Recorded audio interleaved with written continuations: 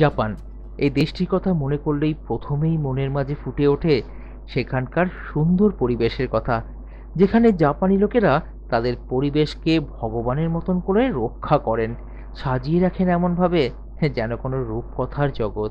আর সেই রূপকথার জগৎকে যখন রাতের নিস্তব্ধতার মাঝে অনুভব করা হয়, তখন সেই পরিবেশ আমাদের সামনে তুলে ধরে সেই পরিবেশকে, যা মনের মাঝে লুকিয়ে থাকা সেই শান্তির জায়গা, যা যুগ যুগ ধরে মানুষ খুঁজে বেরিয়েছে।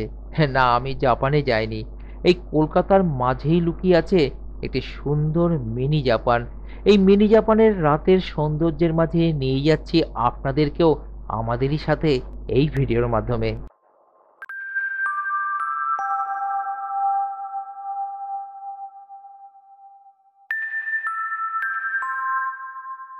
কলকাতার ইকো পার্ক প্রায় সকলেই চেনেন।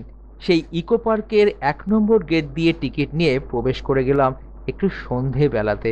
একই সাথে নতুন সময় আর বাকি তথ্য দিয়ে দিলাম আপনাদের সামনে। বন্ধুরা, আজ বিকালে আমরা ইকো পার্কে চলে এসেছি 1 নম্বর গেটের কাছে। আজ আমরা দেখব জাপানি ফরেস্ট। তো অনেকদিন ভাবে আসবো আসবো করে, কারণ না আজকে সময় আছে, আজ চলে আসি। তা চলুন আগে আমরা ভেতরে এন্ট্রি করি। এখানে পার পার্সন কিন্তু 30 টাকা করে টিকিট, ঠিক আছে, আপনারা সকলেই জানেন। কিন্তু এখানে সুবিধা হবে আপনার 1 নম্বর গেট দিয়ে ঢুকলে পরে একটু বাঁদিকে গেলে পরেই খুব আপনি পেয়ে যাবেন হচ্ছে জাপানি ফরেস্টটি। চলুন তাহলে গিয়ে ভেতরে গিয়ে দেখে নিচ্ছি। আর শনিবার রবিবার এলে সন্ধ্যে 8:30 অবধি খোলা থাকে। তো আপনারা ন্যাচারালি গরমের দিন শীতকাল যখন ইচ্ছা বিকেলবেলা আসতে পারেন আপনাদের সময় করে প্রিয়জনের সাথে পরিবারের লোকজনের সাথে। বলে কিন্তু 12:30টার সময়, এটা খেয়াল রাখবেন, ঠিক আছে। চলুন। প্রবেশপথে দেওয়া এখানকার ম্যাপ দেখে সুন্দর সবুজায়নের মাঝখান দিয়ে এগিয়ে চললাম আমরা। পৌঁছেও গেলাম এই ইকো পার্কের মাঝখানে অবস্থিত সেই বিশাল ও সুন্দর লেকটির সামনে। এবারে এখান থেকে বাম দিকের রাস্তাটি ধরে এগিয়ে যাব আমরা।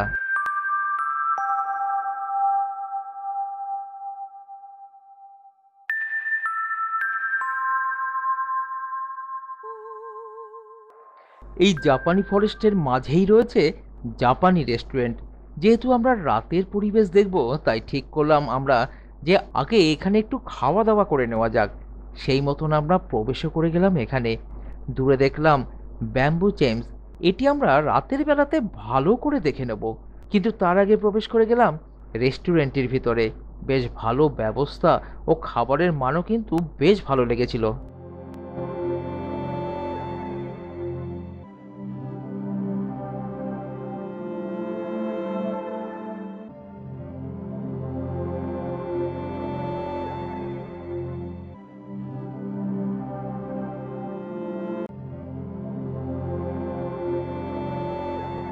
খাওয়া দাওয়া শেষে এবং প্রকৃতির মাঝে একটু অন্ধকার নেমে আসবার পরে জাপানি ফরেস্টের প্রধান গেটের সামনে চলে এলাম আমরা। এই জাপানি ফরেস্টের প্রবেশ পথেই রয়েছে কোমাইনু বা লায়ন ডগ। জাপানি সিন্তো মাইথোলজি অনুসারে এরা এখানকার রক্ষাকর্তা। এরপরে মূল ফটকের ভিতরে প্রবেশ করলেই সামনে পড়বে বিশালাকার এক বৌদ্ধ মূর্তি। জাপানের ঐতিহ্যবাহী ধর্ম হল সেন্তো, যা প্রকৃতির মাঝে দেবতা ও আত্মাদের মেলবন্ধনের এক শক্তিশালী ধারণা। জাপানে প্রকৃতির উপাদানগুলিকে দেবতা হিসেবেও পুজো করা হয় এবং তাদের বাগানগুলিকে ধ্যান এবং মননের জন্য স্থান হিসেবে তৈরিও করা হয়, যেখানে বৌদ্ধ ধর্ম থেকে নেওয়া সমস্ত নকশা অভিব্যক্তিগুলিকে প্রকাশ ঘটাতে সাহায্য করে। এবারে পৌঁছে গেলাম এক সুন্দর জায়গাতে, যেখানে বাঁশের ভিতর রাখা আলো রাতের আকাশের তারাদের দিকে তাক করে রাখা। জাপানের ছোট্ট শহর তাকেতাতে চিকুরাকু উৎসব হয়। ওনারা মনে করেন যে এই বাঁশের ভিতর থেকে বের হওয়া আলো নিস্তব্ধতার সাথে আকাশের তারাদের সঙ্গে সংযোগ স্থাপন করে। তারই একটি মডেল এখানে রাখা হয়েছে। সত্যি অসাধারণ সুন্দর এই পরিবেশকে দেখতে। এরই একটু দূরে দেখলাম মুন গেট। জাপানের চাঁদ সাধারণত সময়ের ছন্দের প্রতীক। এর মাধ্যমে অনন্তকাল এবং অমরত্বের এক ধারণা সৃষ্টি হয়। এছাড়াও মনে করা হয়েছে এর মধ্যে দিয়ে গেলে কোনো জগতের সাথে সংযোগ স্থাপন করা যেতে পারে। এখানে সেটাকেই তুলে ধরা হয়েছে।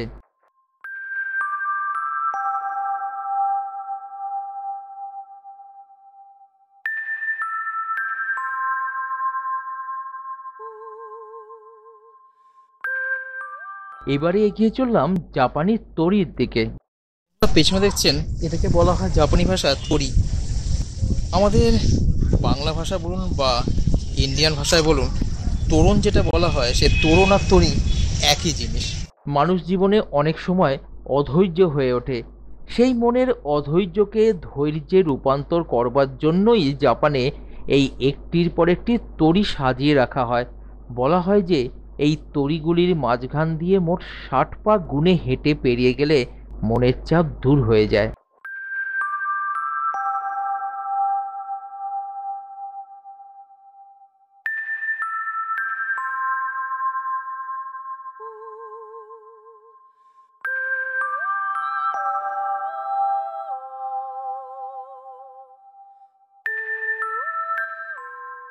এরই একটু দূরেই আমরা দেখতে পেলাম জাপানিজ ডেমিগড। জাপানে মনে করা হয় যে কিছু দেবতা তাদের জঙ্গলকে এবং সেখানকার প্রকৃতিকে রক্ষা করে চলেছেন। এখানে তাদেরকেই দেখতে পেলাম আমরা।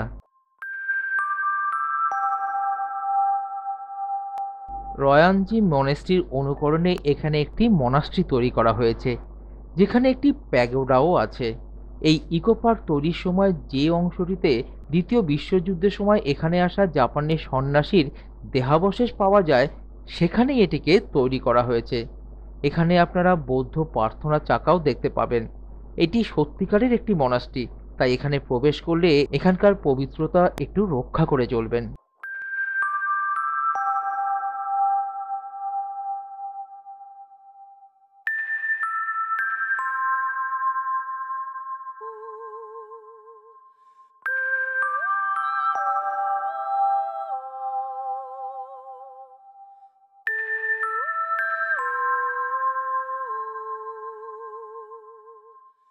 আমরা এগিয়ে গেলাম এবারে চারিপাশে জঙ্গল দিয়ে ঘেরা এক গুহার মধ্যে দিয়ে।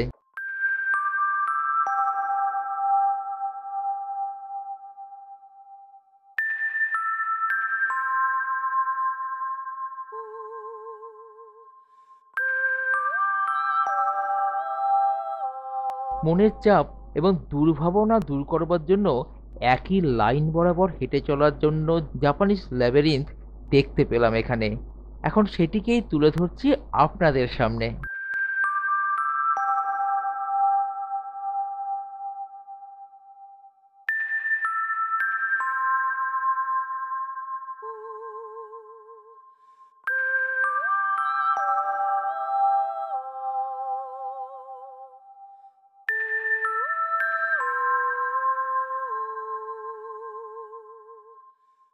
আগেই বলেছিলাম রাতের আলোতে ব্যাম্বু চেমস দেখব, এখন সেটাকেই তুলে ধরছি আপনাদেরই সামনে।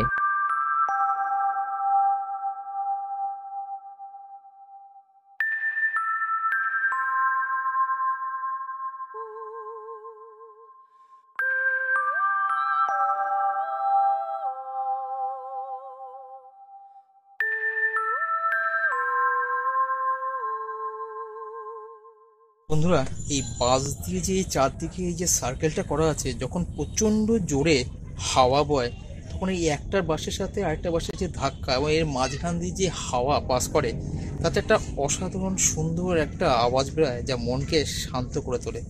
তাই জন্য এই জিনিসটাকে তৈরি করা। ঠিক আছে, দেখলেন কেমন লাগলো সেটা বলবেন কিন্তু। ল্যান্ডস্কেপ ডিজাইনের অভিব্যক্তিতে জাপান সবসময় অগ্রণী।